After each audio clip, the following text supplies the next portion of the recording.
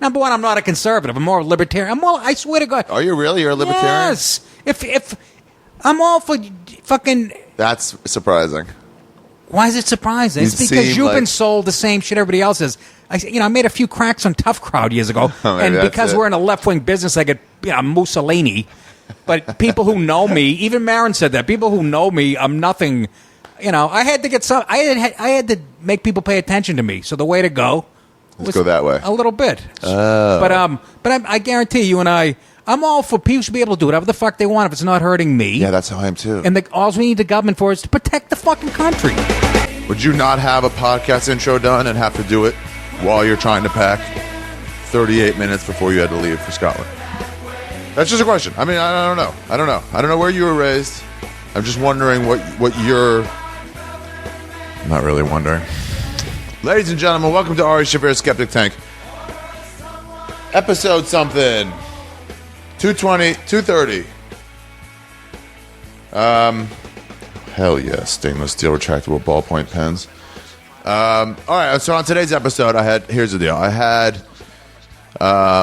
Nick DiPaolo on, and I wanted to talk to him about conservatism. Because Nick's I think pretty much a staunch conservative, so I wanted to have him on to find out, all the ins and outs of what that means to be conservative. What do you actually believe on certain things? And break it down. Because a lot of times conservatives, liberals too, get lumped into the most extreme of their beliefs, and they don't really stand by it. Like when I say, all Italians are garbage, I don't say that. I try to say Italians are garbage people. But when I mess up, it's when I say all this or all that. And it's like, yeah, there's test cases. Like if they're a homeless person, like some people, if they're real conservative, like they just got to get a job. But if you would break it down and say, okay, but I mean, some of them aren't like just lazy. Some of them really have mental disabilities, and like their minds aren't all there. They're kind of crazy. They can't just get a job. And if you ask them about that, they'd be like, yeah, sure. There's some of them that are like that. Obviously, those people need help, and they would say it. So I wanted to get like the full details from Nick DiPaolo. And then I found out during the podcast that he's not really conservative at all. More of a libertarian. But now that I think about it, conservative doesn't mean Republican. You can be conservative and Democrat, right? And liberal and Republican. So maybe I messed up twice. Anyway, fun conversation. So we ended up just moving into talking about political correctness, because that sort of goes hand in hand with the liberals, because he's sort of anti-liberal. He's anti-liberal. He's anti-conservative. He's libertarian, and the PC is part of the liberal agenda. The word agenda is weird. Anyway, so that's it. I'm leaving for Scotland. I'll be gone for a month. I'll be gone till November. No, but when I do go to Australia in October, then I will be gone till November. I finally broke in my backyard yesterday. Finally broke in the grill. Used it. I got those matches. The starter's broken, but that's okay. The guy told me that, but I forgot because I'm a pothead. Used it. Had Soder and Jay and Christine and Luis Gomez over. Who's fucking beautiful, you guys. I got all this off spray to spray in my backyard because the bugs get real bad in the middle of the summer. No bugs. It was fucking great. Oh my God. We all sat out there. Nobody had spots. It was August 1st, so I didn't call. I thought I had no spot. I thought I was leaving for all of August, so I didn't call in for August. So I didn't have any spots. Jay had to leave and come back. Lewis had to leave and come back. But, man, it was great. It was great. We just sat out there. We grilled. We had all sorts of stuff. Hot dogs, cheese dogs, which I thought were a hot dog filled with, cheese the way Pizza Hut's cheesy crust is filled with cheese. Not the case. It's infused with cheese. So you don't even see any cheese, but then when you bite into it, you taste the cheese. I'm being exposed to all this different cultural stuff from Jay. He exposes me to garbage people culture, and I learned from it. Yeah, it was great. It was fucking great. I'm so glad to have the backyard. I wanted to use it too before the summer was gone. I was just going to grill by myself. Then I invited people. Oh, yeah, being social is more fun than not being social. Sad farewell to Roddy Piper.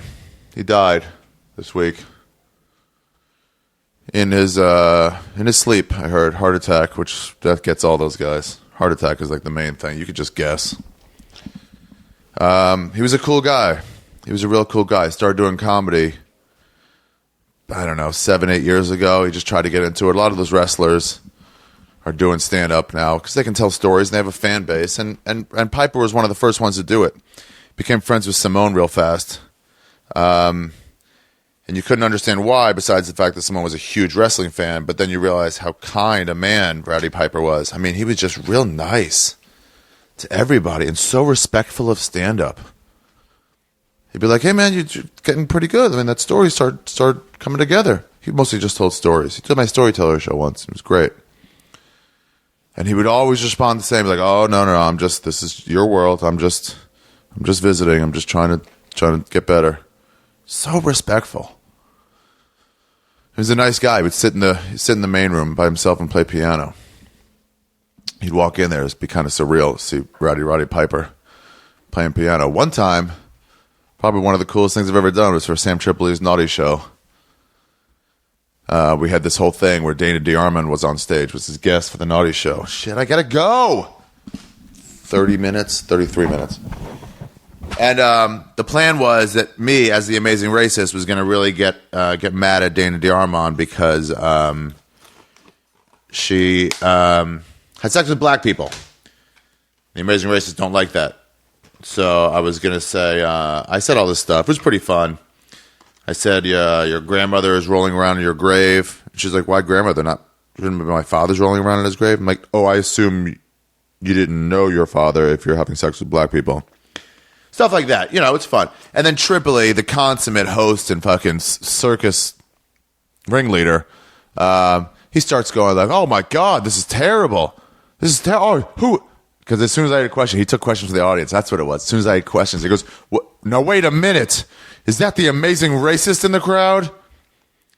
What? You just better not be racist. And then I was like, no, I just have questions. I have real questions. And then I would say all that horrible stuff. And then Sam was like, will no one defend this young woman's honor? Will no one speak for Dana DeArmond and defend her against these vicious verbal attacks? And then the lights go down, and his music comes on, and fucking Piper comes in there. And he's like, you get up here if you're a man, and you talk to me. And we staged this whole thing. Oh, it was so much fun.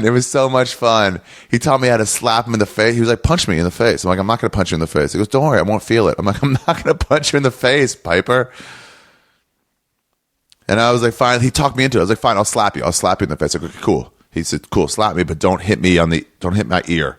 That's where it really hurts. He taught me how to like stage wrestle a little bit. And he's like, I'm going to grab you. He taught me how to swing at him. I didn't do it perfectly, but I did pretty good. I'll make a link to it on the page. Yeah, I made a link to it. I mean, no, he taught me how to wrestle. So when I swung at him and missed, that's when he took my back and he goes, hey, just so you know, flail with your legs. It looks better than flailing with your arms. It looks too still. And he taught me all this stuff. He taught me how to react when he was going to hit me with a belt. And he did hit me with a belt. And you have to really, he goes, it's up to you. I can hit you real hard and you don't react much, or I can hit you not so hard, but you got to sell it by reacting a lot. And I was like, option 2, please. And, man, he fucking grabbed me. He played the piano with my head. He called that wrestling improv because it wasn't planned. I didn't plan that. The whole place went crazy. Started chanting, Piper, Piper, Piper. Damn.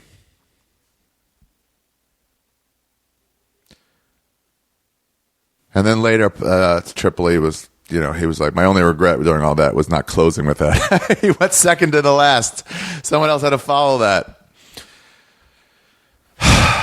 So anyway, Piper, Roddy, Hot Rod, Rowdy, you were cool, man.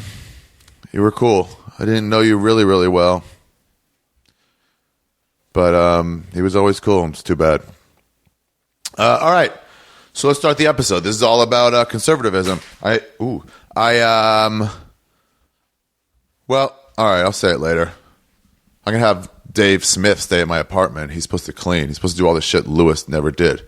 Hang up pictures, mount a TV, do some weeding in the back. He said he'd do it. Soder thinks he will. Big J thinks he won't. And Soder was willing to bet on it that he will. Dave says he will. Dave says he'll do it right away so that he has a cool place to live in for a month. We'll see. We'll see. But anyway, regardless, it should be fun. Who said... Oh, yeah. And then if he does clean it up, then we'll know once and for all who's more respectable. Puerto Ricans or Jews. So at worst, unless he destroys my apartment, at worst he can be equal to Puerto Ricans. But whatever. Anyway, the point is, guys, this is not a conservative podcast. It's about PC and not being conservative. So ladies and gentlemen, Ari Shaffir, Skeptic Tank. Oh, and by the way, my shows at Edinburgh, that's what I should say, are at the Pleasance Dome, at the Ace Dome, at the Pleasance Dome. I think it's in a building. 11 o'clock every night, Thursday, Friday, Saturday, Sunday. Different shows all through the week. So you can come to all four. I know a lot of people just go on vacation for a week or something there. Come to all four and tell everybody about it. Anyone who's going to Edinburgh, please help me fill it up. Maybe we can do this not happening in British television. Shit, I gotta go. I haven't even packed yet. Fuck. Why am I so irresponsible? I was on Facebook earlier. This is the one I'm talking about with addiction. What time is it? 4:22, 32, 42. Okay, 28 minutes. Now I forgot what I was saying. All right, let's just start. Oh, yeah, come to my shows at Edinburgh. So this is not happening storyteller shows. Me, two other comics, all telling fucking sweet stories. Maybe get added comics on top of that. Cool comics are going to be there. Kane, Michael Che, tons of British, UK. My friend Valdemar from Denmark, he's going to do one. Pete Johansson, Glenn Wool. Anyway, it should be great. So come on down. Every show will be different, and that is it. Yeah. See you later. Goodbye, cruel world. Oh, it's not a cruel world. Goodbye, cruel country. Well, it's not that cruel a country. The only people, as I just tweeted this, but I don't care. The only people who can say goodbye, cruel world, are suicidal people and astronauts. All right. Let's call it. Ari Shaffir, Skeptic Tank, episode 230. Unconservative and incorrect. I think that's what I called it. Unconservative and correct. With Nick DiPaolo. And get his CD. Get his special. At nickdip.com. Get his special. Why not? He gives a fucking discount code. And Jay and Soder have started their Sirius show. So if you listen to Comedy Central Sirius, I don't know the call number, but they do the drive time 6 to 8 p.m. Monday and Wednesday, and they replay the fuck out of it all week. So 6 to 8 p.m. Eastern Time, 3 to 5 Western Time, or it might be the same time Western Time too. I don't know how that works. Ladies and gentlemen, that's it. Ari Shaffir. Okay, bye. I'm going to take my shirt off. Yeah, take your shirt off. That'd be great. That'd be wonderful. Shirt off, feet off.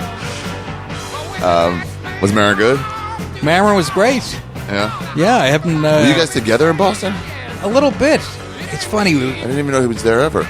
Yeah, he was. He just getting out of rehab. I guess he was out in San Francisco, whatever.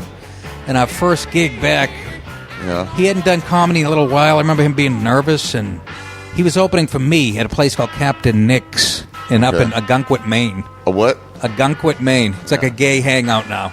It's a beautiful beach, and he did like 15 minutes, and then we did all those New England gigs. I didn't know he had been there, and I wish I would have known him in his using days to see what he was like. I think he was just clean when I met him, or cleaning up, or trying to. I didn't know he spent time in Boston. And he's doing aging. It suits him. He looks good. It does suit him. Yeah, he seems like sort of distinguished. Yeah, he looks good, like with like a cup of coffee and like a cardigan on a porch. I call him. He's like Dick Cavett now. Was in the 70s. He's going to be like the kind of left wing show host. Yeah, maybe. Remember when he was all Air America? When it was all political?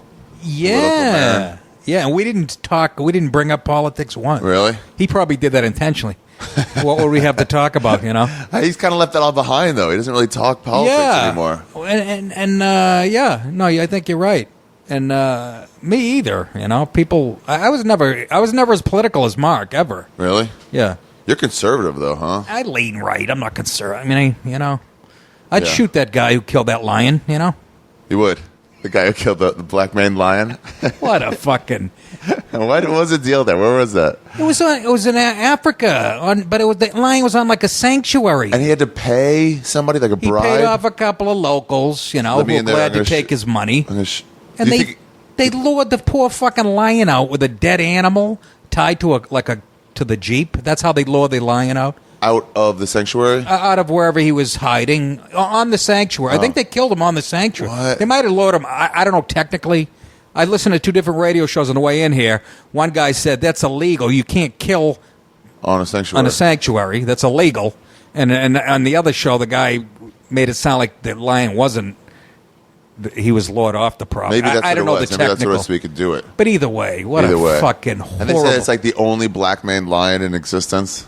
Yeah, I mean, 13 years old, but I'm also against people. I was kidding when I said I'd kill that guy. Yeah, that's people. The thing People, want to shoot this guy and shit. I mean, like with come on. Michael Vick. Remember Michael Vick? Like, I'd string him up and do what he did to those dogs. They're like, well, that's not the punishment for that crime. Yeah, no, exactly. We already have a punishment, and it's years in prison. And there's a reason, you know. There's a reason. Yes, it is, horrible to kill innocent dogs, but it's still a dog. Yeah. But also, losing your freedom for 3 years is not easy. It's not like a walk in the park. No, exactly. Yeah. He fucking paid his dues. Yeah. And but this guy's never going to be a dentist again. He'll be like, so are you still flossing twice a day like I told you? Yeah, I am. Are you still fucking shooting innocent animals, you fucking ass? Rinsing the sink. I'm not going to put my head in there. You lop it off. I feel like that's the guy who's not even going to feel it, all the negative reviews. Remember the lady who was posing next to a rhino? Why do you think he has no feelings, this guy? Because he shot the lion? Yeah, or it's like he's not on Facebook, and I was like, what are you going to do? I paid the guy. I had plenty of money. I paid him $50,000. You think I don't have $50,000 lying around? He's a dentist from Minnesota. Really? Yeah, he's not like a fucking zillionaire. Oh. I pictured him like he's the most hated man right now on the earth. And again, nobody's really up in arms about fucking Planned Parenthood chopping up babies like old Toyotas and selling their parts. The fucking we are really, our equilibrium is off. And I'm not a big pro-life guy either. I'm just saying. Yeah. You didn't hear people freaking out, when they're doing that. I heard that lady, everything in that expose. You saw that expose? Which expose? With that lady from Planned Parenthood. Who's Cecil? Where they videotaped her. Yeah. She wasn't selling that shit for... It was just like a 4-hour discussion. Oh, there's a lot more films coming. Oh, really? Oh, yeah. It's like WikiLeaks for Planned Parenthood? Huh? It's like WikiLeaks for Planned Parenthood? Yeah. He's just going to keep whipping them out? Yeah. Guy's got like 12 more films coming. Oh, you think that was something? You think that's the end of it? Just wait. No, exactly. You ain't seen nothing yet. Even so, I mean, they're trying to say we're not making money doing it, but they're full of fucking shit. I mean, come on. That's and again, I'm not a big pro-life guy. Look, I don't want to be a hypocrite. Are you pro-life? I'm anti-choice. Well, who's fucking anti-life? I'm not anti-choice because I'd be a hypocrite because when I was young, I was glad there was a couple Planned Parenthoods around. Yeah. I got a few girls, so I'd be a hypocrite to be totally. But this is just come on. I mean, wait, hold on, back up. Who'd you get pregnant? Nobody knew. Nobody. Ari, this was years ago. Obviously, but like, what was the story? A couple fucking girls. Yeah, man, isn't it so frightening that few weeks before they decide to make the right decision? Oh, I didn't give him a few weeks. I gave him 2 seconds. I was right over to their house. I had him on a chokehold. I said, I'll decide this for you. No. See those cellar stairs? No. No, so, I'm not I know, and that's the perception. I'm like this right wing. But with that, I was always fair. I see homeless people laying in the street in New York. I go, that guy would have been better off aborted. I know that sounds cruel, but that's what that is. That's an unwanted baby. You see these people laying in their own shit? They're like lost souls. What do you think the answer is for like homelessness? I mean, houses, part of you want homes. Move them all to Detroit.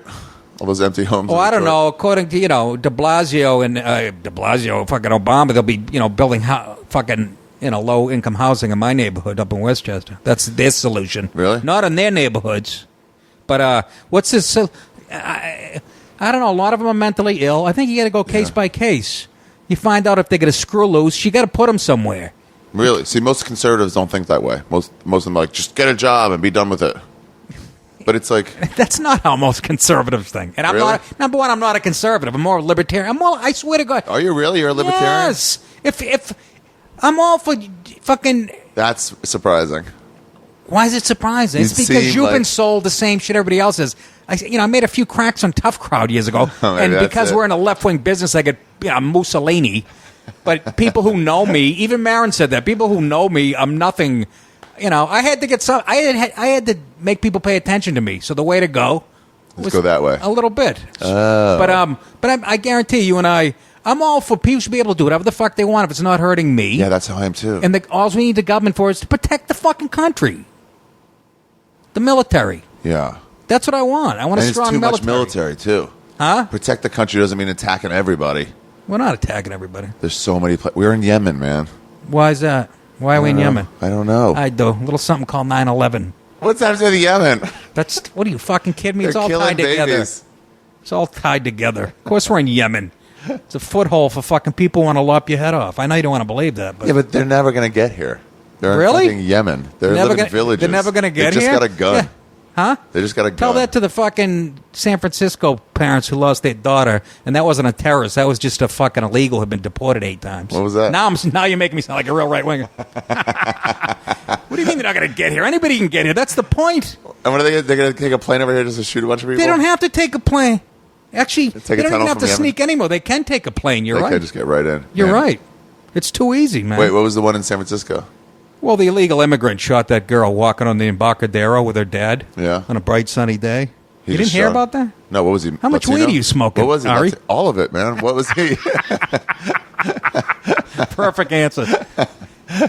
Every time somebody he had been deported like 7 times. What was he, Mexican? Yeah. Okay. Just nice sunny day. Shoots a fucking beautiful young woman. Over what? Did they catch him? What did he say? Over nothing. He said he was trying to shoot he saw one of those seals in the water. He was trying to shoot a seal. That's what he said.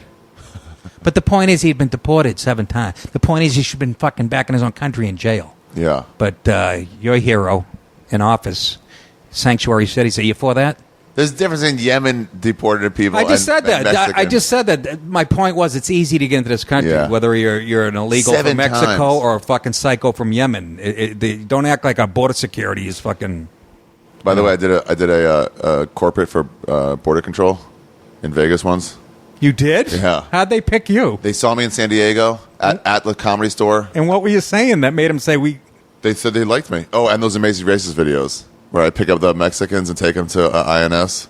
I didn't see... What? What? Oh, Nick DiPaolo, you would love that. Amazing what? Amazing Racist? I like Mexican people. By the way, I know, but you have a dark sense of humor at very least. I do have a dark sense of humor about shit like that. But yeah, no. I went to a Home Depot and I picked up a bunch of laborers to fix my deck, and then I drove them to an INS building. Fix your deck. Yeah. Oh. I thought they were doctors or something. No. This was on what show? It was just on the web. You can see it on the web. I'm going to go home and Google this. Yeah. I'm an Ari Safir fan, man. I told you that. Fucking... Seriously, I see it at the stand and I laugh my ball. This guy's got his own fucking way of looking at shit. And by the way, you guys, you probably know this, but he's got a mohawk. I do. I have a mohawk. I'm thinking of dyeing it blue today. It goes away in a week. I can see the look. Like, what the fuck is wrong with you? Well, I don't know. That fits the neighborhood. Is this Alphabet City? This is. It is, right? Yeah, this is the heart of it. Only really. I could get lost in something called Alphabet City. That's how stupid I am. Did you? Where's B? Then where's C then? What comes after the D? Is it the E or the F? No, I could have parked 3 feet from here, but there was a big box truck blocking the sign. I couldn't see the sign whether there was no parking or not. Oh, so I ended up going out on 14th Street. Oh, really? All the way to 14th? It's a minute and a half around the corner. But the point is, I could have parked 2 feet from here. It's the worst. When you come back and see a spot that's open that you could have parked in. Dude. I feel like, should I go back and get my car? I do a bit about that, trying to park in New York. I go, yeah. How about you circling a block and you finally, for 20 minutes, and now you see a spot up, you have your eye on that one spot, but you're at a red light and you watch somebody else pulling into that spot. It's like watching somebody fuck your girlfriend in front of you. Yeah. Oh, he'll never fit in there. It's a parking cuckold. Yeah, exactly. Like, no, I hate this. And they're like, yeah, take it. Look at what I'm doing. Very painful. Yeah. This is Ari's in a new apartment, folks. What do you think? I won't give away the address, but I'll tell you, I fucking like it. You got the exposed brick. Yeah. And he's got like dry sausage hanging from his cabinet, like a. My dad gave me a couple. We had to talk about it, and I was like, how much I like him. And then I was at Katz's, and I bought one, and then I went to visit home, and he's like, I got you 2 of them. So now. Is that sausage or what is it? Salami. Dry. Hard salami. I like your old man. Yeah. He's got three sticks of dry salami hanging from his cabinets. That's New York. You won't see that in L.A. No. I like the kitchens here that are so, like, packed full of stuff. There's no room for anything. Things are hanging up. I got to use that above space. What's with the trophies up there? Oh, that's my trophy for... One was for the roast battle. I beat Big J, the roast battle at New York Comedy Fest. Did you really? Yeah, that's the one on the left. And then the one on the right is for our basketball comedy league in L.A. I won Best Comic, Worst Player.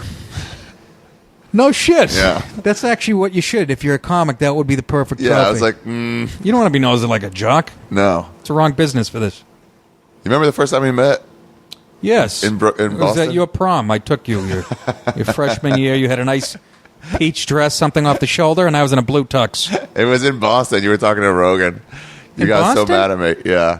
I had glasses then and a cardigan, and Dude, that was you.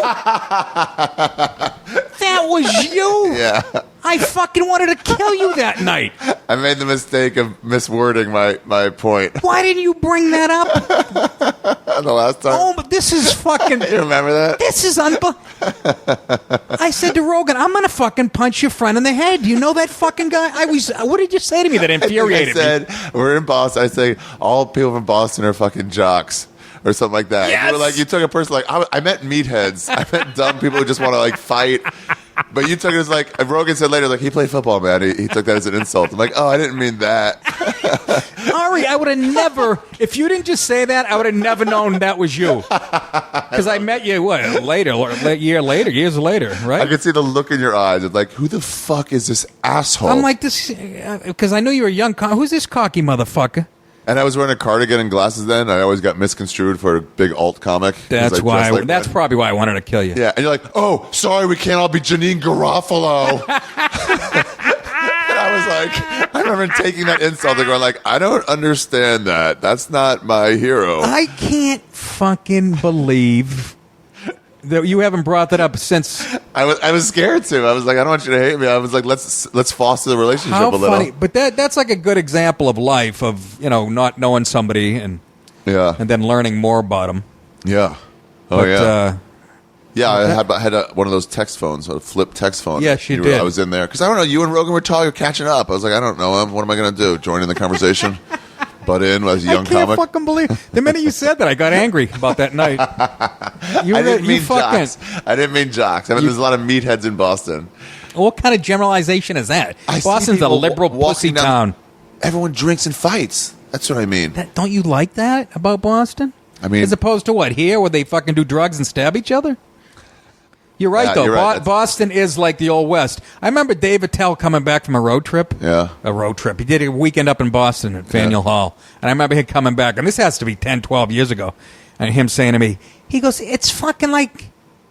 He goes, it's like 1970 over there. Yeah. He goes, people come stumbling out at 2 a.m. He goes, I saw he said literally 5 fistfights in Faneuil Hall. Yeah, all around there. I saw somebody with a face full of blood, nose down, face, mask, mouth, and shirt all bloody. Yeah. And then he's like smiling and goes, let's go get pizza. Yeah. Like, what is this place? I'll tell you what it is. It's called the Irish Place. That's it. A lot of fucking, and it's still very Irish, and they like to get rowdy. I like that. And yeah, you're right. What's it called? PJ Clark's or something in Faneuil. I used to fucking go in there, and I'd have my dukes up on the fucking way out. Always. What happens is, it would be back when I hung out in Faneuil Hall in the 80s, it would be always a pack of Irish kids who would start drinking at 4 in the afternoon, and then come, they give last call in Boston at like 12:30. Really? Yeah. To get rid of the problem? No, that's just how it was. Okay. Boston's, they have these blue laws. You couldn't buy booze on Sunday. But what happens is Faneuil Hall, last call, packs of Irish kids would stumble out of fucking Boston. 8 Irish drunk guy who couldn't get laid. Some girls just blew them, so they stopped bumping into people and slapping your fucking sausage sandwich out of your hand. And not just Irish. Something. I mean, there's a fucking bunch of Italian kids from Revere too. Vagabonds. Yeah. So, yeah, it's when you kick everybody out at the same time, then they're all rowdy and out in the streets at the same time. Yeah. Australia switched because there were too many fights. They switched till 4 o'clock. They let it go to 4? Yeah, so now people get tired and leave one at a time. They don't feel like, is that the it's theory? 1:30. I got to shoot 5 shots real quick. Well, last time I checked, Australia didn't have a giant Irish population. Yeah, that's a good point. That's a good point. If you're gonna keep a bar open till 4, Irish kids ain't leaving till 4. Is Boston racist? I've been heard it's been called like the most racist town. I know in America. your stereotypes. Is that's where like Bill Russell would say that. Barry Bonds would say that. Yeah, I know that. My question to that would be: is Detroit racist? But they were saying Boston is more. Is Detroit racist? I want to see. Know. I don't hear that. Huh? I don't hear about that being racist. Yeah, you're not even getting that because you wouldn't even assume what I'm talking about. Black racism. You think fucking? You see what I'm saying? Yeah. In your mind, racism can only come from white people, which is silly because black people in Detroit would stab you quicker than any fucking white neighborhood would stab a black guy because in Boston. I'm white. Yeah. Yeah. You going to walk down the worst neighborhood in Detroit at 2 in the morning? No, I'm not going to go to Detroit at all. No, you're not because they'd fucking cut your throat. You know why? Because you're white. Yeah, but it's also just because it's fucking poor and everybody gets like... You pass it out on ego. Why don't you give that break to fucking white people? You assume they're racist. Well, here's why. In Boston. Because in New York... South Boston is a racist neighborhood, right? That's the reputation. Is that what it is? Yeah. Well, yeah, that's the reputation. Who do you think lives there? Rich people? No, it's poor white people. But when you want to cut black people a break on economics, that's where their violence comes from. But white people just hate black people. It's such nonsense. Yeah. I would say Detroit is the most racist city just because a fucking white person would get his throat cut quicker than a black person would get his throat cut in New York. Anywhere. Well, New York's not racist. It's so intermingled. Boston. Boston. When's the last time anything bad? Aren't there certain towns, certain areas, like this is a white area, this is a black area? Yes, that goes to every city in the country that I've been to. Not here. Huh? Not here. Not New York? New York is different. No? New York, every building has Dominican. Really? So you go to East New York tonight? You'd be fine? Which one's East New York? East New York is... East Manhattan? No. East New York, it's called. Like it's fucking... Brooklyn? There's a movie. Thank you for bringing this. You're going to watch the documentary. Then you'll see what it's called... And I've been plugging this, and you're going to... It's called The 7-5. The 7-5? Yeah. It's about the 75th precinct. Right? And that's East New York? Yeah. And it's the truth. This is a documentary about 2 cops, a guy named Michael Dowd. Yeah. Who just... Dowd, I remember his name. Yeah. You probably read an excerpt about it in the Post. The movie's out now, the documentary. Ari, if you don't see a fucking movie, please. What's it about? It's about that... It's about him, rogue cop, who fucking just a bad cop, who got hooked up with a Dominican drug gang. Oh, really? Protected them, getting paid off, fucking shaking down other drug gangs. Really? Dude, this is back in the late 70s, early 80s, when there was a crack epidemic. And East New York would have literally 1,000 murders a fucking year just in East New York. I mean, just... And this guy, this cop, and he's a guy like you and I. Just a ballsy guy who saw the world differently. He's like, fuck these rules. I ain't playing by these rules. I'm just going to make money off this. Dude, you got to watch this. All right. So listen to this. I'm outside Marin's hotel waiting to go in. Yeah. I checked my tweets. I was talking about the 7-5 movie on my podcast this week. One of the tweets is from Michael Dowd, the cop. He goes, my son's a big fan of yours. Wow, really? He goes, glad you like the movie. You should get him on. I'm gonna. Yeah. I'm gonna when I get on. I'm gonna fucking tweet him back. I tweeted him back. I said, oh, yeah. I want to get him on my show. I'm afraid to have him up to my house, though. Because it's such a crooked That's why cop. I do the show. Dude, what would you... If you could be a crook... He's not a cop anymore, but... What would you do? What would you abuse the system I'd do what he did. What? Look the other way stuff? Oh, God. No, I wouldn't. I wouldn't be a crooked cop. I'm a straight arrow. I'm a corny guy like that. If you would be a crooked cop, where would your crookedness come? Where would it come? What do you mean? I'd be at titty bars every night, taking their money, fucking them. Yeah. How about this? How about we don't charge Do I sound like a conservative to you? I'm a libertarian. I'm not hurting. Lumped in. Yeah, I'm a libertarian too. But see, that would not be a good libertarian because then you're hurting other people. Right. But you have to watch this movie, dude. You are gonna. Libertarian's all about free market. Like, well, if the people want to pay me to do this, then I'll do it. If they want to pay that's a cop not a little a free extra. market. No, it's not. That's just crooked. Well, no, you make a point there. I see what you're saying. If the drug dealer wants to pay you to watch your shit, and then that is an open market. Well, I'm off. Only problem, drugs is a dirty business because it does ruin a lot of lives. I think, don't you? I feel like they should, instead of just making it illegal and saying we got to get rid of this and enforce it, they should have some sort of education about it or rehabilitation. Should be more accessible than arrests. Especially for how many soft rehabs drugs. do you want? I heard that's a whole industry too. But I mean, people on booze that get too caught up on booze, and they need just help. That's all. They just need help. You don't. I don't. No, there are people who need. Same shit with weed. Argument comes up, but people don't die over booze every day like they do. But I mean, drugs. like, if I have friends that were into coke, I didn't. The Comedy Store didn't really have coke people. We had pot. Yeah. Pot and booze. But if some of my friends got into coke, and then I could have gotten into it, it could have been like, peer pressure. Yeah. 7 cool comics like, come on, all right, just take some, it's fine. And I'm like, oh. So, okay. but what's your point? So I'd then say I would need help. I would need a hand up and not a fucking place in prison. And that's also, I think, is a big myth about the throwing people in prison for doing drugs. You don't think so? Nah. Just dealing. Maybe you're right. There are people, and I know there's a dispute. I'm not going to get it because it would get bored. But the dispute, the amount of if you get busted with powder as opposed to crack, and how the drug laws are unfair to black people, and I'm sure there's some legitimate points there. Yeah. But a lot of it's being over exaggerated if you read into it. Drugs and fucking, they're trying to people who are for I don't this, know anybody who's been arrested for just possession. People are saying. I know, and that's what the people are saying. Yeah, There's like you people have it, they'll arrest you. But no one's barging down your door to look in your drawers. No, exactly. But they're people are trying to say that drug dealing is not a violent offense. Yeah. Which is the most stupid. To me, it's the stupidest thing I've ever heard. It leads to violence. Just because you're the dealer, Yeah. like people don't get killed every day over drug money, and it's the dirtiest business ever. And just because you yourself hasn't killed anybody, you see what I'm saying? You're perpetuating the violence. Yeah, but then the problem is they throw in drug dealers who weren't violent at all. They throw into prison and pretty much give them a 7-year training program on how to be violent. And they go, cool, now go join the world. But they are being violent when they're selling drugs, in my opinion. It leads to violence. Washington Square it's Park. As bad. Washington Square Park, those guys. What, the guys that just got out of jail playing chess? They're just like, nah. Yeah. The guys that sell drugs out there, the ones that are like, nah, I'm okay. I mean, I don't. You think they should be allowed to sell? Without any.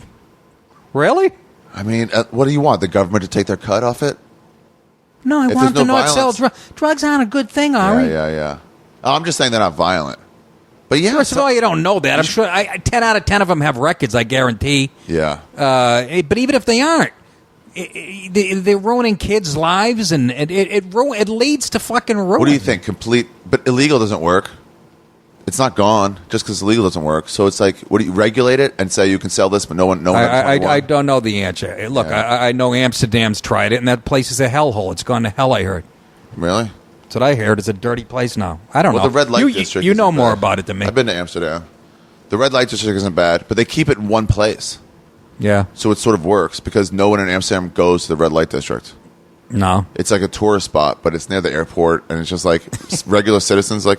No, but I heard was there 7 years ago. Oh, is that right? Yeah. But AIDS when they made they were handing out clean needles. They did all that shit over there, and really, yeah. And then what happened? AIDS has gone up. Everything. This crime has gone up over there. This is what I've been reading. But then again, I'm sure you can read a publication where they say the opposite. I know in Vancouver they do the safe shoot up spots. You ever see those? Safe shoot up spot? Where they're like, it's all Hastings Street. It's like all a school zone where you can shoot up. Yeah. But they'll just come in here and do it. Tell us what you're taking, and if you overdose, we'll get you the. That's great. How does that help a person? You know what I mean? You're inviting them to fucking. Can we agree that fucking doing drugs and if you're a drug addict is a bad thing? Yeah, but those people. I know you're going to say, well, it's your choice, right? Those people can do well. Is that a good book? The Fountainhead. Yeah, it's the most amazing book I've ever read. I'm halfway through it.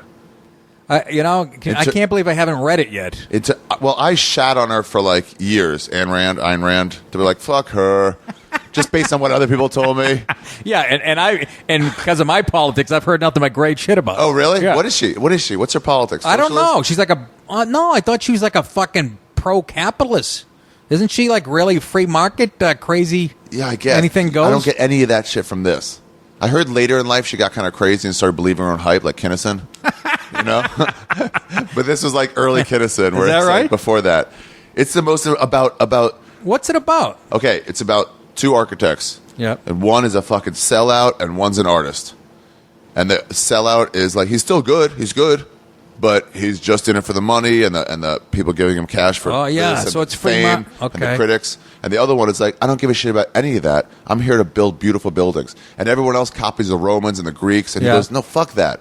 and he's in this modernist view, and people threw him out of architecture school because he's too like crazy. And he goes, "Okay, I'm done learning from you guys anyway.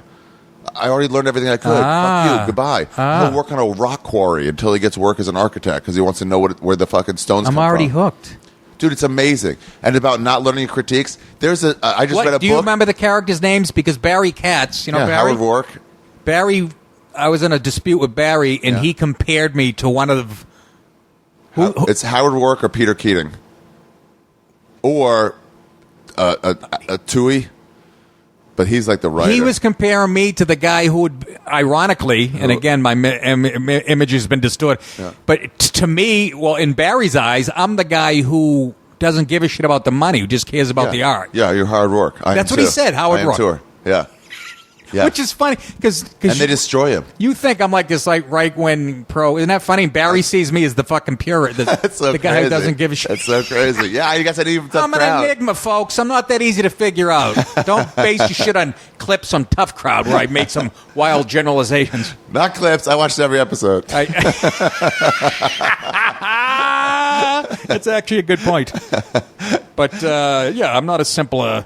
Dude, there's this passage in here that this is written in 1940, 1920, whatever it is. Yeah. It's all about how once one headline, it's all the blog shit now. Once one headline comes out, everyone else will write articles about that headline without even reading. I just listened to the Jerry Seinfeld interview that they're shitting on him for.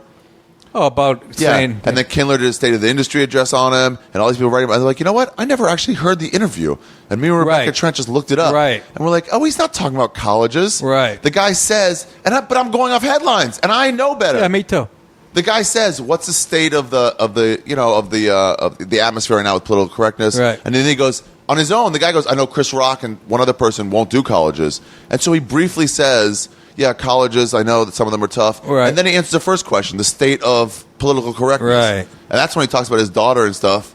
Oh. You just let some guy write a headline and be like, "Yeah, fuck him." No, you're right. A headline can carry it, but I did. Yeah, I mean, I did hear him say himself that they get offended at everything, and which was enough. Is true. Yeah, which I mean, because now I say it on stage. Like I was at the Stand the other night, and I do a joke, and it gets a moan because it's too off color, and I go, "I'm sorry." I go, "You guys are the assholes that Jerry Seinfeld's too edgy for."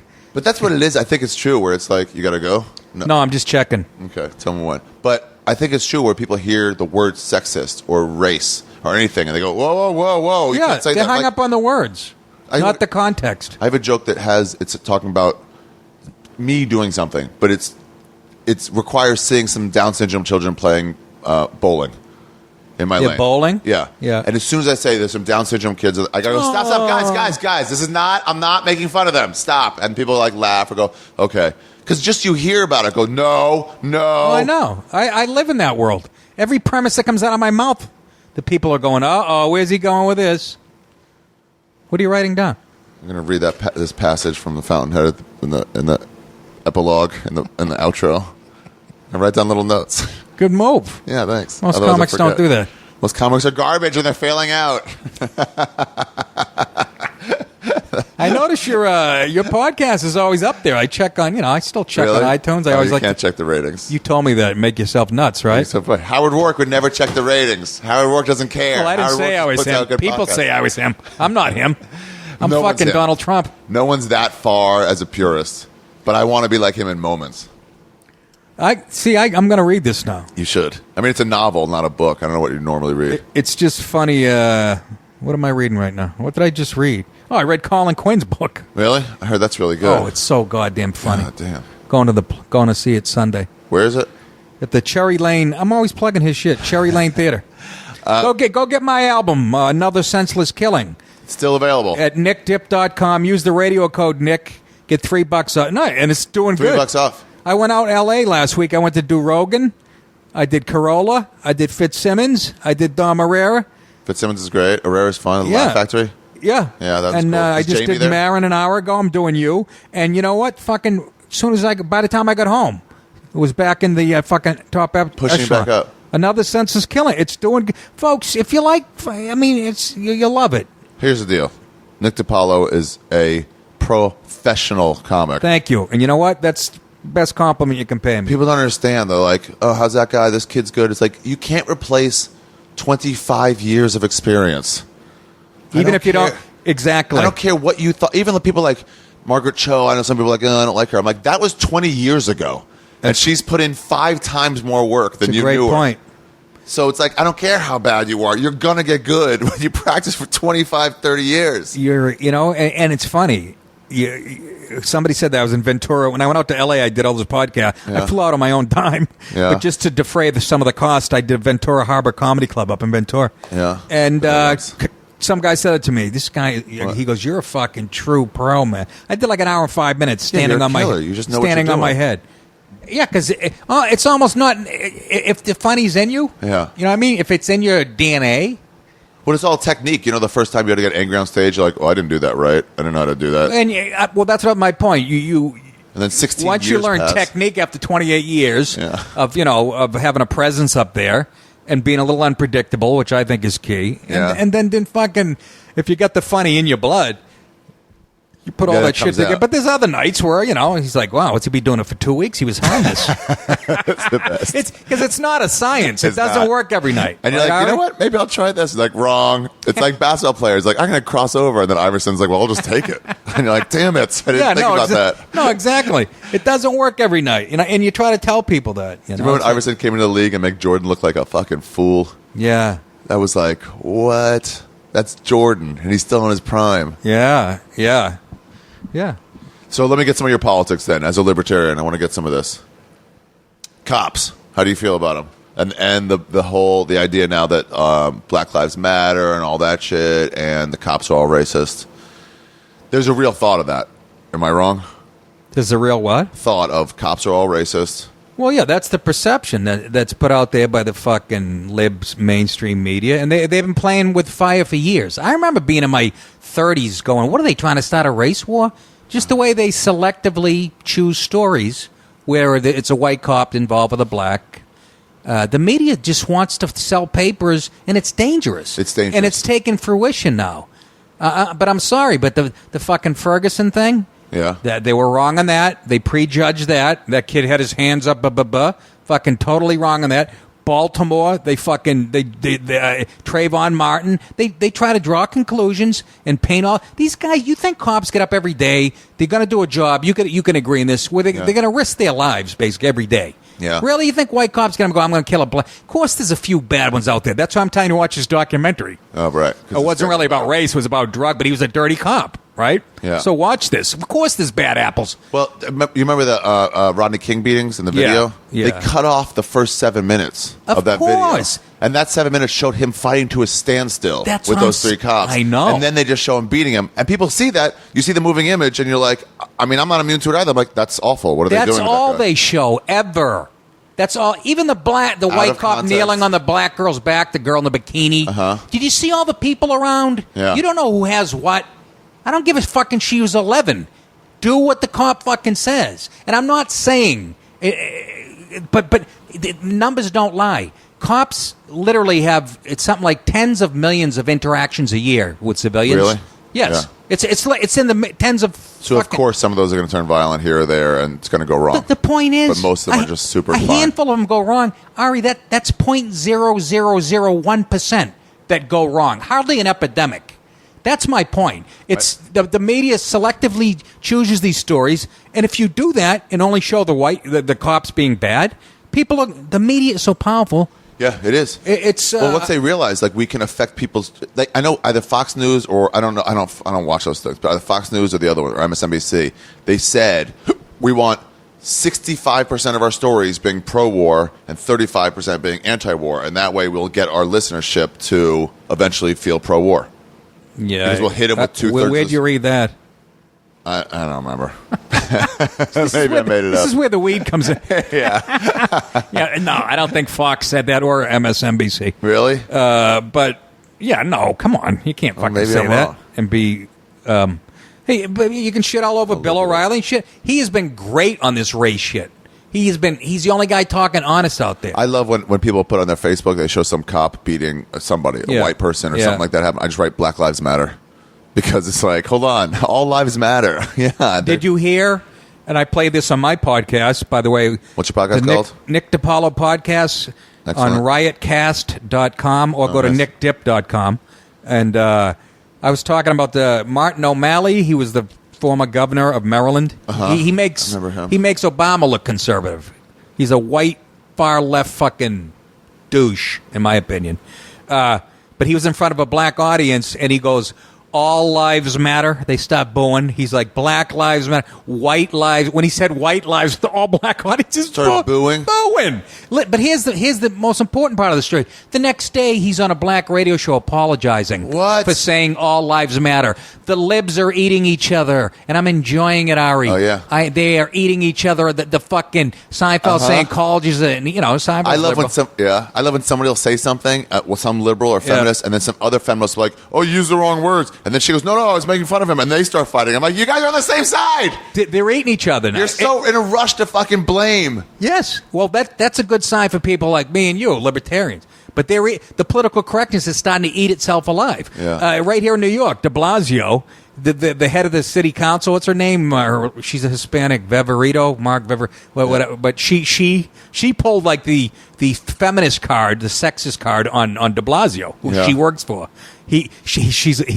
She's like, you wouldn't have treated me like that if I was a woman. So they're starting to eat each other, and I'm fucking jerking off watching it. Jerking off.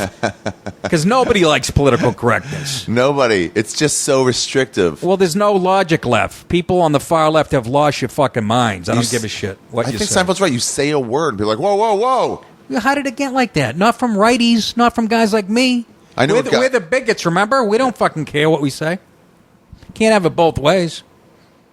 That's how I feel. As a comic, you must feel the same way. Did a bit about fake bit about mixing his colors with his whites in the laundry and having them bleed, and then him in the laundromat going, these fucking colors. Who did this bit? Brian Keith Etheridge. But there's a black guy I saw in the bathroom during the setup. So he comes out and he just goes, these coloreds, these fucking coloreds are bleeding all over my beautiful whites. And he goes, what the fuck is this? He starts heckling. But it's like, dude, set back. Nothing's as racist as you think it is. Nothing's as homophobic as you think it is. Right. These things, you're just looking for a reason to be upset. That's right. But all that shit comes from the left, not the right. Political correctness don't come from the right. That's a point that should be said over and over again. I mean, they've bought into Political correctness comes from the left. The left is the liberals. Yeah. Censorship. Feminists. What do you think about feminists now? That's where the political correctness lives and breathes. In radical feminism. Oh my fucking word. Worse than fucking the race thing to me. It's fucking, I've been talking about this for years, but I'm just saying, college campuses, that's a bastion of liberalism. There's no conservative campuses out there. They have speech codes. You can't there's safe zones. You have to know all this. I do. Right? I remember in college, I went to a liberal arts college in University of Maryland. Yeah. We drilled together. No Republicans on that fucking campus or any other campus. There were some, but they were quiet. But I remember doing a report on they were. Matthew Shepard just got lynched. Remember that? Yeah. Beat up, tied to him. And everybody, they had vigils and everything, and he fit their mold. Beautiful white kid. Yeah. Beautiful upper middle class white kid. And then I did this report, and everyone was like, I asked people, like, how long will you remember the name Matthew Shepard? Like, forever. They're like, well, did you always remember? Like, why? Like, because it's wrong, and I stand against what's wrong. And then I go, do you remember the name James Byrd Jr.? And they go, no, who is that? I'm like, okay, it's a black guy who got strung up behind a pickup truck and dragged until he was dead. Just dragged around. I'm like, that happened a year ago. Like, that's the same crime. Yeah, but you have no idea what his name is because he's a poor black kid. But the Matthew Shepard thing turned out to be a bit of a hoax, I heard. No. Yeah. I heard.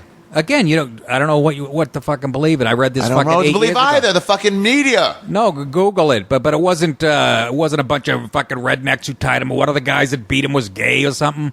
No way, really? That's that. Again, I don't know. This is what I fucking read. They want to make things hate crimes even when it's like, no. It was just about you bumping into me at the bar. I didn't know you were gay. Again, hate crime. Again, that's a liberal fucking concept that somebody can... Really? You fucking know what's in my mind when I punch somebody in the face? So in other words, under the hate crime thing, you could get in a car accident, a fender bender, and not even know the guy's gay and like punch him in the head. And then when it comes out, you're fucked. Right. Oh, you didn't see his rainbow flag bumper sticker? I'm like, no, my fender was in it. How am I supposed to have seen that? He was driving a yellow Prius. You didn't know? He had a banana in his tailpipe. He couldn't have made it more clear. Yeah, no, it's. I mean, come on. But like I said, I'm not a fucking real right winger either. Yeah, I guess that's what I am too. I'm realizing I'm somewhere in the middle. I think I'm a bleeding heart liberal, where I'm like, we got to take care of some people and leave me alone. Yeah. But at the same time, I'm more anti-super liberal than super conservative. Yeah. Well, I would say the same for me. I mean, come on, fucking, like I said, I don't care the whole gay thing. I don't give a shit. Then I got pegged because the of joke tough crowd. on Caitlyn Jenner is the fucking best. What did I say about? It's the best way to look at it. What, Kate? What did I say about her? You're like, he was my hero. Your whole angle is like, what do you mean? I like that guy as a runner, as an athlete. Yeah. Was that you? I got to take down my poster. I had his poster in my bedroom when I was 14 years old. I had to take it down last night. I love the idea that you still have his poster up. 53 years old. What's a poster anyway? Tape. That's a fathead. Yeah. Yeah, a fathead. That shit doesn't bother me. I actually have a relative that went through something similar that I can't get into details. And that never bothered me. You know what I mean? But I will make gay jokes if I think it's going to fucking bother you. So what do you think? Right. Right? Don't you do that? Yeah. Oh, this is going to annoy you? Yeah, all right. At the stand? I'll needle you. Some nights at the stand, it has a very fee feel to it. Yeah. Right? If you get people that I know are hurt by something, I'm like, it makes me want to hurt them more. If I'm too dirty and I see people like too Christian in the audience, I'm like, I'm going to be so filthy Christian in New York? What, are you fucking tourists, kidding me? Sometimes tourists. My favorite is when you get the super Orthodox Jews come in and they laugh at the dark shit. They do laugh at the dark shit. I've only had a few Orthodox Jews in the audience. Fucking love them. I love them. And again, I had them as neighbors out in Beverly Hills. Really? I sort of admire, but then I read about them. You talk about sexist and in the right and behind the times with women can't do this and that. Yeah. They are fucking. They make the Italians look like in the Puerto. Wait a minute, that's what I wanted to talk to you about. Maybe we'll do it on the next. I heard you, and this was a quote from another that my boy Ari here, the libertarian, said that Italians are the lowest form of white people. So that's why. How long have we been doing this? 42 minutes. 42 minutes. Let's go 5 more. Okay, you gotta go. You gotta go to this meeting. Stay as long as you can. I got to be at Midtown at fucking 2:30. At 2:30? I want to give you at least 50 minutes, though. Well, how about this? How about this? What? How about we get in your car and do it on the way up there, and then I'll take the subway back down. Can we do that? Yeah. Nah. Okay. I'll be too distracted. All right. So what? I'm a little late. We'll do like 8 more minutes. Okay. It doesn't have to be an hour, right? Yeah, Italians are the worst of the whites. But first of all, I'm not even all Italian. You didn't know that either, did you? I wasn't thinking about you, Nick. No, I had to be included. What do you think? I'm Swede? Look at me. Yeah. I'm half Italian. And what? Half French, Irish? Canadian, and English. Oh. On my mother's side. So what? How many Italian kids beat you up for you to come to that conclusion? No, none. I see the way they act. Okay. Where? Let me try to justify this to you and see if I can not only justify. Let me get this straight. I can get you on my side. Wait a minute. Let me get this straight. Boston's full of dumb jocks who beat people up. There's generalizations. I know, but when I do them, I get labeled. I know there's Harvard there also. I'm aware of that. I'm not talking about them. When I do them, I get labeled a bigot. You do them, you're a fucking libertarian. Go ahead. Because you got a mohawk. You got to get glasses. And glasses. And a cardigan. Yeah, that's all. So, then you're anesthetizing. I want to hear your theory on this. They're always the kind of guys who are going to slap on the top of a counter and go, you want me to come back there? I'll come back there and show you. They revere the most garbage behavior. As opposed to a black guy? Or a Puerto Rican? Ever see a black guy in a Chinese restaurant that doesn't get his fucking shrimp? Okay, can I answer that? Yeah. Worst of the whites. Black you people are not included in the whites. I forgot the premise. There you go. Okay. It's very clearly delineated. But wait a minute. Hold on. And here's my other problem. Okay. How the fuck do Italians get thrown into whites now? When I was on Tough Crowd... they're whites. Okay, I agree. Okay. I'm just saying, Ari, every time... I was defending the white point of view on Tough Crowd. Yeah. Patrice or Keith Robinson, who are black, would go, DiPaolo, you're fucking not even white. You're Italian. That's because they're dumb blacks. They can't think right. Ari said that. I didn't. No, but they believe me. Patrice was as smart as anybody when you get in a racial argument. But I said to Patrice, you can't have it both ways, Patrice. You can't say I'm fucking not white and then fucking throw me into the white category on Columbus Day when the fucking evil European celebrated. Yeah. You know what I'm saying? I do. But I see what you're saying. No, bro. The only other answer I'll accept, and this is if you classify them differently, is Armenians or Persians. But I'm not sure they're whites. How about Albanians? They're crazier than Italians, and they look like Italians. They're not as much around. They're not enough around to really hate them. I see, to come to a conclusion. Because I sort of see your point. Yeah, that's all I want. Sort of seeing my point. No, but I didn't finish. Okay. It's Italians from New York that set back Italians nationally. Absolutely. Right? But all the national I'm from Italians Boston. are trying to be that Italian from New York. Well, that's because the media, Tony Manero, the 70s. Yeah. Excuse me, Goodfellas. Goodfellas, Sopranos. We're not too dumb. Yeah. What was your theory exactly with the lowest form of white They're the people? worst of the whites. Not the dumbest, but just worst overall. There's got to be somebody. Come on, the Irish, the Shanty Irish. Definitely in the running. For sure, the Irish are in the running. This is Ari's Jewishness coming out. He's basically saying Gentiles are fucking, we're Goyim. Gollum? Okay, let me we're ask. Gollum. No, not Gollum. Gollum was something else. What is that? Gollum's a monster. Gollum was like the monster. You created a monster. Kill people for us. We made him out of mud, and we put the word. Are you impressed that I knew that? I'm very impressed, actually. I learned that from The Sopranos, an Italian show about dumb Jersey guys. I did. There was an episode where the Hasidim came. Yeah. And he wanted to get a get from his wife. He was getting a divorce. And she wouldn't give it to him. So they came to Tony Soprano. Oh, yeah. Do you remember that one? Can you do something? Can you put some pressure on her? Yeah. Yeah. And the son, the Hasidim son, didn't want to get involved with the Italian mafia. What a clearly Jewish writer in there, in the writer's room, going, "Hey guys, I got an idea for Matt Weiner, probably Weiner, whatever his name is. He's brilliant, by the way. But that was one of the funniest shows. Tony goes, he gets the guy his get, but the guy didn't want to pay him what he agreed to. Tony goes, grabs him by the throat, slaps his hat off, his fucking Hasidic. He goes, "Hey, listen to me, fucking ZZ Top." And he wouldn't want to pay him, and Tony calls his friend Hesh, who is Jewish, and he goes, Tony Soprano goes, "Hesh, I'm with my non-shell, they can't eat shellfish, non-shellfish eating friend, and he won't give me the money." And Hesh, the Jewish guy, thinks about it. He goes, "Tell you what, give him his brisk. Fucking become a moil or some fucking thing." And Tony goes, "Brilliant idea." He hangs up. He goes, "Get the bolt cutters. Oh. They're going to cut the guy's dick." And then he paid him. That was a good show. It was off. That's funny, though. Yeah. So Ari, who's Jewish, is telling the whites, the Italians are the lowest form of whites. What do you think? Now let me ask you a question. Yep. I'm not going to say it. What do you think the best of the whites are? The best of the whites? Mm-hmm. That would be my brother-in-law, Rich White, and that's his real name, who went to Cornell and graduated first and went in business school. The best of the... I don't know. I don't know what your... Racial. You got to make it down by nationality or something, or like, subsection of whites. Well, how many sections are Polak, Irish, Oh, you're saying Jew, like East Europe. Is Jew white? I think they put us in white. If we're the whites, then my family. Well, I go with Jewish. Yeah. I go with Jewish. Yeah. I've never had a problem with Jewish people in my life. We stick to ourselves. I like the girls. Do you really? I do. I'm just I wouldn't date with a long-term relationship because I heard they were that and I'm married. That might come into play. But no, I was attracted to them. I always thought they were cute, and I never have a problem. They're cordial people, and they are smarter. They don't want to fight. They don't want to fight. No, exactly. And if something goes into like, "Oh, I'm sorry," and just walk away. Again, we're generalizing, but yes, most of the Jewish people I've never had a problem with, and they are a lot nicer than. I'm just saying. I don't know. You think I'd be doing better in showbiz with comments like this? He likes Jews, everybody. Nick DiPaolo enjoys Jews. Well, I had that. Hire him. I had that line in my act.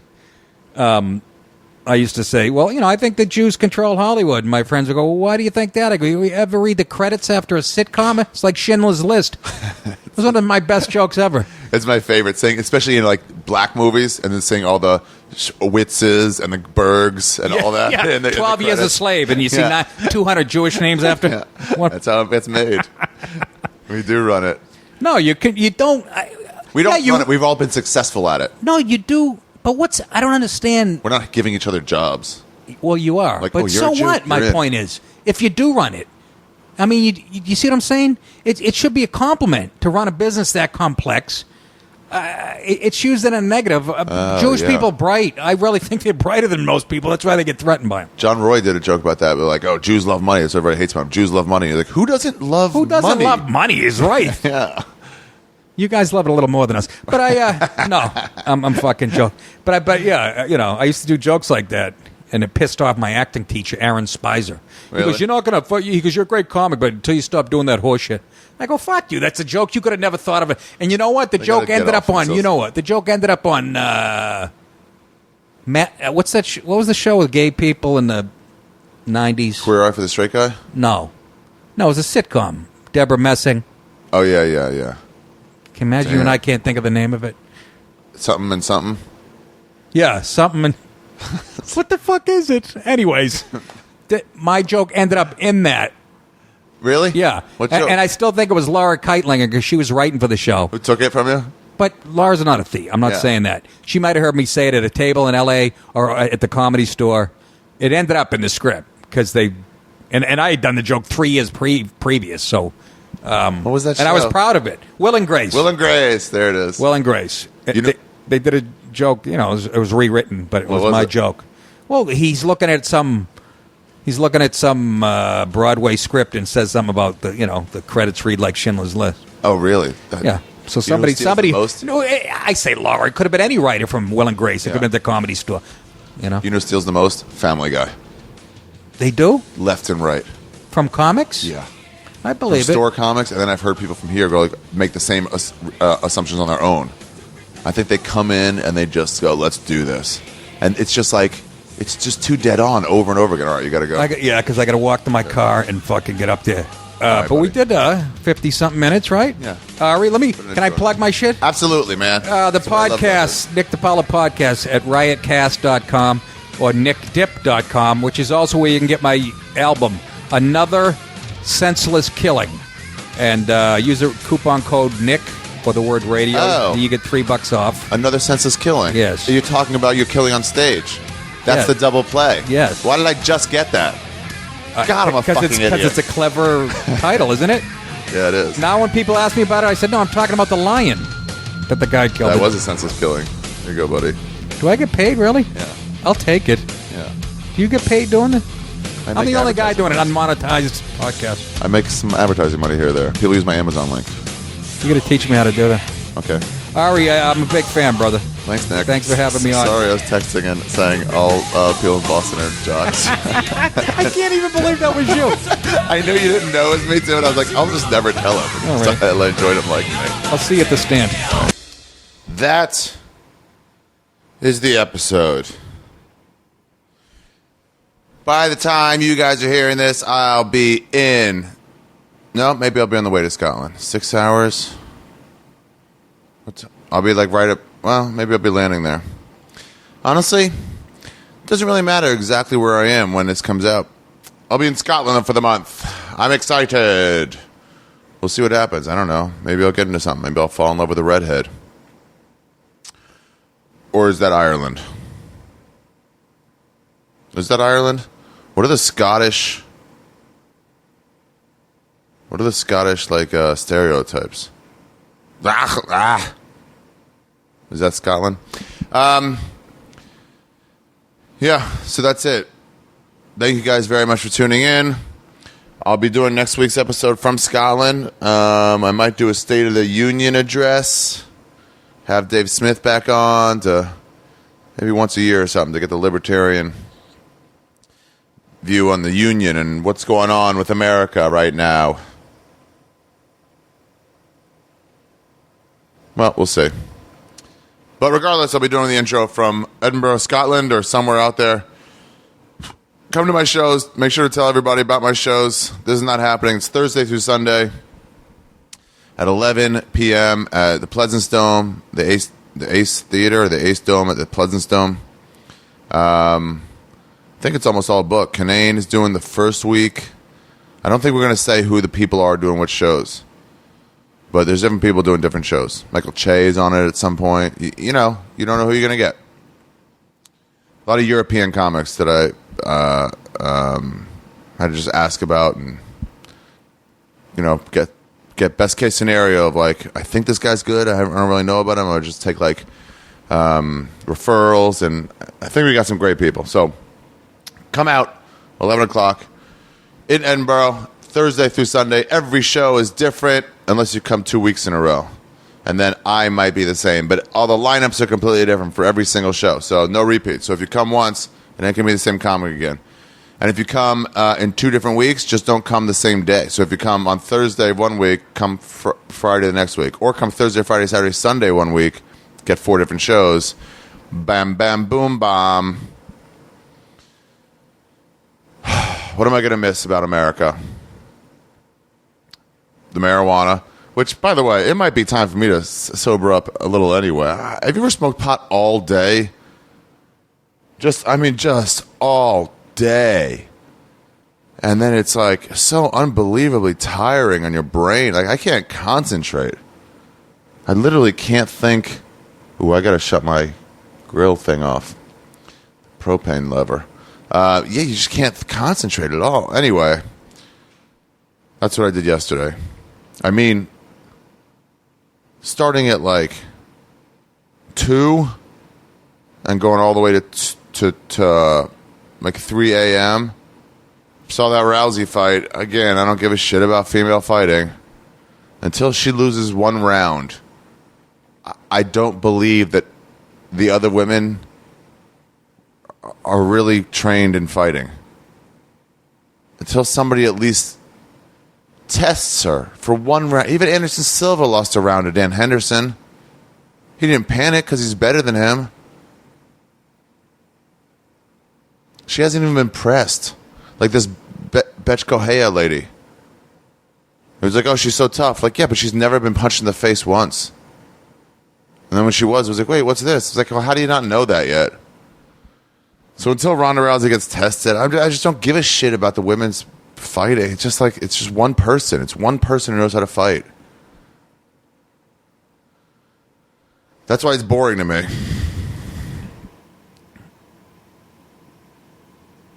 You know, I guess she's great, but like, how will we know?